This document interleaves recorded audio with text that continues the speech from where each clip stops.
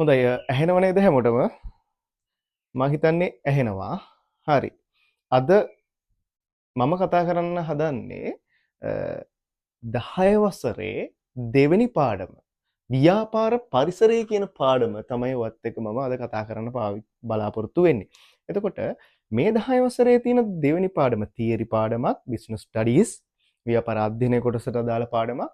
එතකොට මේ පාඩම ඔයත් එක්ක මම කතා කරන්නේ මයින්ඩ් මැප් ටෙක්නික් එක පාවිච්චි කරලා.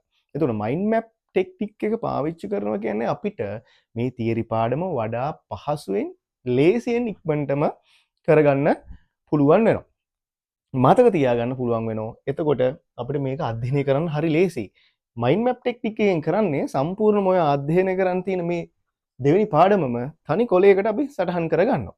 තනි කොලයකට සටහන් කරගන්නේ මේක මේ කරුණු අතර තියෙන සම්බන්ධතාවය අපි අපිට පුළුවන් විදිහට අපි මේ පාවිච්චි කරන මේ පොඩි කෝඩ් ලියාගෙන තමයි මේ වැඩේ කරන්නේ.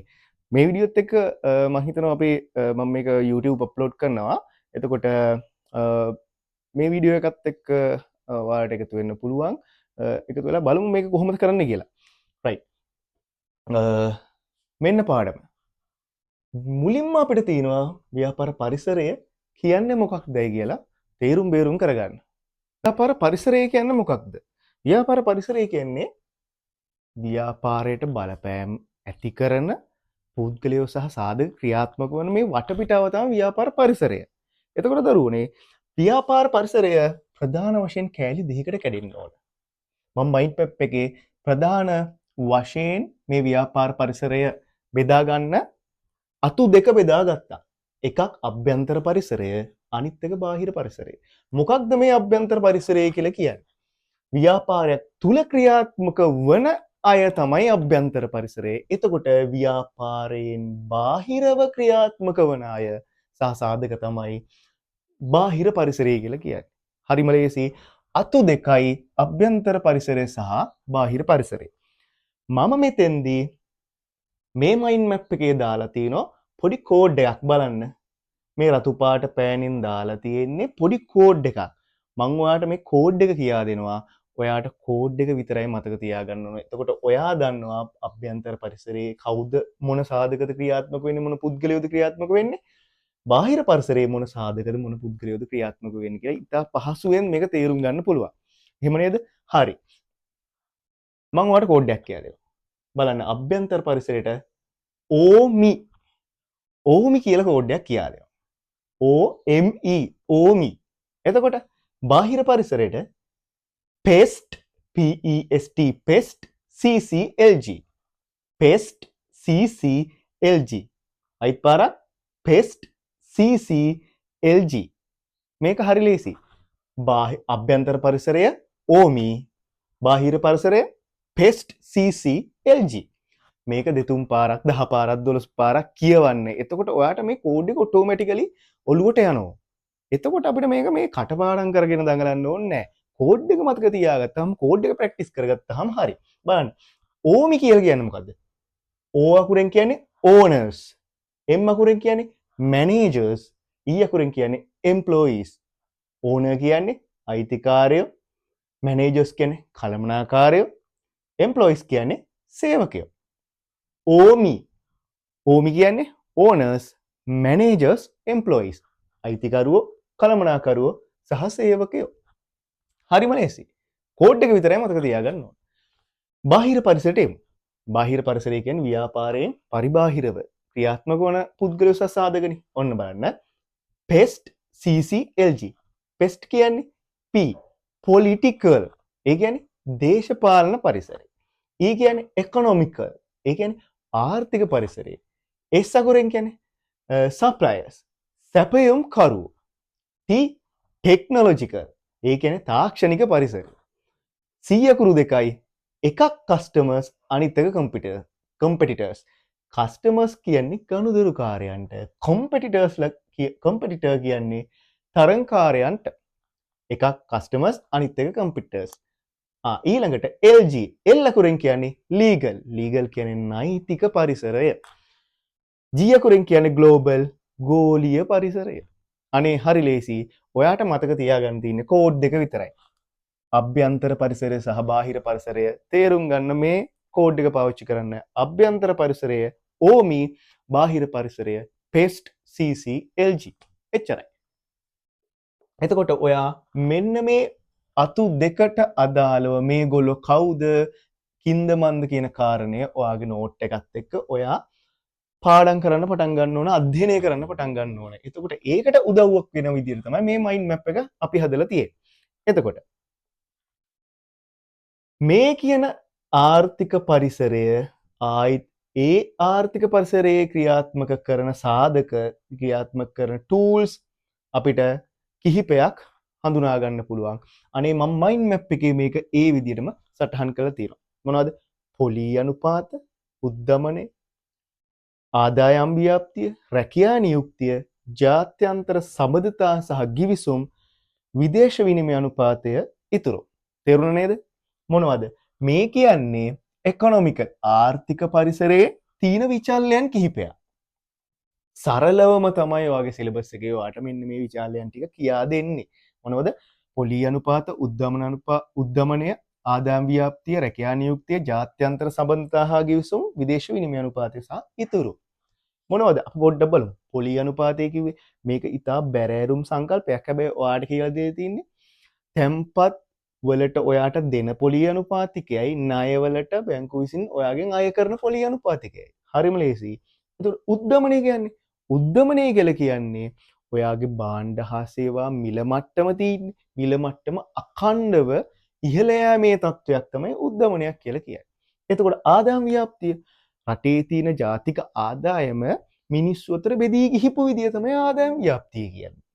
එතකොට රැකියා නියුක්තිය වැඩ කරන වයසේ ඉන්න මිනිස්සුන්ට රස්සා තියෙනවා නම් හැමෝටම රස්සා තියෙනවා නම් අන්න පූර්ණ රැකියා නියුක්තියක්. රස්සාවක් නැතිනම් රැකියා වියුක්තියක්. සරල කාරණයක්. ඉතා වැදගත් ආර්ථික විද්‍යා කාරණා. ජාත්‍යන්තර සම්බන්ධතාව සහ ගිවිසුම්. ජාත්‍යන්තරව ඇති කරගත්ත රටවල් අතර ඇති කරගත්ත ගිවිසුම් සම්බන්ධතා. එතකොට ජාත්‍යන්තර වෙළඳ ගිවිසුම් ඇති කරගන්නෝ එක එක රටවල් අතර අපි අන්න ඒව තමයි ජාත්‍යන්තර සම්බන්ධතා සහ ගිවිසුම්. විදේශ විනිමය අනුපාතය. විදේශ විනිමය අනුපාතය කියන්නේ දේශීය මුදල් ඒකකයකට විදේශීය මුදල් ඒකකයක් හුරමාරු වන අනුපාතය. ඔයා මේවා හොඳටම දන්නවා. ඉතුරුම් කියන්නේ ඔයාගේ ආදායමෙන් පරිභෝජනය කරන්නේ නැතුව ඉතිරි කරගත්ත කොටස. ඉතා සරලයි මේ ආර්ථික විද්‍යා කාරණා. බොහෝම සරලව ඔයාගේ ටෙක්ස්ට් බුක් එකෙත් තියෙනවා. එතකොට ඔයාට නෝට්ස් පාවිච්චි කරලා මෙන්න මේ මයින්ඩ් මැප් එකට අනුව ඔයාට අධ්‍යයනය කරගෙන යන්න පුළුවන්. මේ අපි කතා කරේ මොකක්ද? ආර්ථික පරිසරයට අදාළ විචල්යන් කිහිපයක්. ඊළඟට අපිට තවත් අපේ පොතේ දීලා තියෙනවා ගෝලීය පරිසරයට අදාළව හිතකර සහ අහිතකර බලපෑම්. ගෝලීය පරිසරය කියලා කියන්නේ ගෝලීයකරණය කියන්නේ අපි ලෝකයේත් එක්ක ආර්ථික සමාජීය හා සංස්කෘතික වශයෙන් සිද්ධ වෙච්ච මේ බැඳියාව. ඒකේ හිතකර සාධක සහ අහිතකර සාධක. හිතකර බලපෑම් අහිතකර බලපෑම් ඔයාලට සිලබස් එකේදී කතා කරන්න තියෙනවා. බලන්න අපි මේ මයින්ඩ් මැප් එක බලාගත්තට පස්සේ මේ සම්පූර්ණ පාඩම එක පාට මතක් කරගන්න පුළුවන්. මේක ඔයාට විශේෂයෙන් වැදගත් වෙන්නේ විභාගයට කලින් දවසට මේ පාඩම් ටික ඉක්මනට මතක් කරගන්න තමයි මේක වැදගත් වෙන්නේ. ආයි පොඩ්ඩක් බලමු. ව්‍යාපාර පරිසරය කොටස් දෙකකට බෙදෙනවා. එකක් අභ්‍යන්තර, අනිත් එක බාහිර. ඒතකොට අභ්‍යන්තර පරිසරයට කෝඩ් එකක් කියා දුන්නා. OME, owners, managers, employees. බාහිර පරිසරයට කෝඩ් එකක් කියා දුන්නා. PEST CCLG, political, economical, suppliers, technological, customers, competitors, legal and global. right. ඔන්න ඔය කොටස විතරයි ඔයාලට අධ්‍යයනය කරන්න තියෙන්නේ. ඔයා පාඩම් කරනකොට මේ මයින්ඩ් මැප් එක යොදා ගන්න කියලා මම ඔයාලට යෝජනා කරනවා. එතකොට මේ කියන අභ්‍යන්තර හා බාහිර පරිසර සාධක අධ්‍යයනය කරන්න ගත්තට පස්සේ ඔයාලට තියෙන ප්‍රයෝජනය වැදගත්කම මොකක්ද? වැදගත්කම තමයි අපිට අභ්‍යන්තර පරිසරයේ ඉන්න සාධක වෙතින් ඇතිවෙන ශක්තියින් සහ දුර්වලතා බාහිර පරිසරයේ ක්‍රියාත්මක වන පුද්ගලයන් සහ සාධක විතින් ඇති වෙනවා අවස්ථා සහ තර්ජන. කාටද? අපිට අපේ ව්‍යාපාරයට. එතකොට අභ්‍යන්තර පරිසර සාධක තමයි ශක්තියින් හා දුර්වලතා ඇති කරන්නේ. බාහිර පරිසරයේ සාධක තමයි අවස්ථා හා තර්ජන ඇති කරන්නේ. විභාගෙට පන්න ප්‍රශ්න අහන කොටසක් තමයි මේක. එතකොට ඔයාට පුළුවන්කම තියෙන්න ඕන අභ්‍යන්තර පරිසරයේ කවුද මෙන්න මේ සාධක ක්‍රියාත්මක වන බවත් ඒගොල්ලෝ ශක්තියින් කියන්නේ එයා මෙන්න මේ වගේ වාසිදායක තත්ත්වයන් ඇති කරනවා. ඒ වගේම දුර්වලතා මේගොල්ලෝ මෙන්න මේ වගේ අවාසිදායක තත්ත්වයන් ඇති කරන බවත් ඔයාට පුළුවන් වෙන්න ඕන. ඒ වගේම බාහිර පරිසරයෙන් අවස්ථා ඇති කරන මේ සෙට් එක එකතු වෙලා අවස්ථා අපිට නිර්මාණය කරන වාසී තර්ජනත් ඇති කරන මේ සෙට් එක එකතු වෙලා ඒවා අපිට අවාසී. අන්න ඔයාට ව්‍යාපාර පරිසර අධ්‍යයනය කරාම මෙන්න මේ ෂදු අත විශ්ලේෂණය කියලා අපි මේකට කියන්නේ. ෂදු අත ෂදු අත විශ්ලේෂණය කරගන්න ප්‍රායෝගිකව ඔයාට පුළුවන්කම ලැබෙන්න ඕන. මුළු පාඩමම ඔච්චරයි. අපිට මෙන්න මේ මයින්ඩ් මැප් එක ගහගත්තට පස්සේ අයි කිසි ප්‍රශ්නයක් නැහැ. විභාගෙට කලින් දවසේ ගත්තා බලාගෙන ගියා. බලාගෙන යනකොට ඔයාට ඔක්කොම මතක් වෙනවා. හැබැයි ඔයා මේකත් එක්ක යෙදිලා ඉන්න ඕන පාඩම් කරනකොට. පොත නිකන් ඔහේ උඩින් පල්ලෙන් කියෝගෙන යන්නේ. මෙන්න මේ මයින්ඩ් මැප් එක පාවිච්චි කරලා කරුණු එකින් එක ඔයා දන්නවා මේ පාඩම සැකසීලා තියෙන විදිය. එතකොට මේක පාවිච්චි කරන්න ඔයා අධ්‍යයනය කරනකොට. හොඳයි. මුල් පාඩම මෙච්චරයි. අපේ ව්‍යාපාර පරිසරය කියන පාඩමේ 10 වසරේ. ඉතින් මේක බලන අපේ 10 වසරේ සහ 11 වසරේ දරුවෝ මේ වගේම අනිත් පාඩම් වලටත් මයින්ඩ් මැප් ගහගන්න. ගහගෙන ඉවරලා පාඩම් කරන්න පටන් ගන්න. ඔයාට අනිවාර්යෙන් ඒ එකකට යන්න පුළුවන්. ඕනෑම විෂයකට. කොමර්ස් වලට විතරක් නෙමෙයි ඕනෑම විෂයකට පාඩම් කරන විෂයකට පාවිච්චි කරන මේ ටෙක්නික් එක පාවිච්චි කරලා අපි ඒ අදාළ ඕනම විෂයකට ඒ සාමර්ථයක් ගමු. ඉතින් හොඳයි අපි ඊළඟ පාඩමත් මයින්ඩ් මැප් ටෙක්නික් එකෙන් පොඩ්ඩක් මතක් කරගමු. එතකන් අපි ගිහින් එන්න.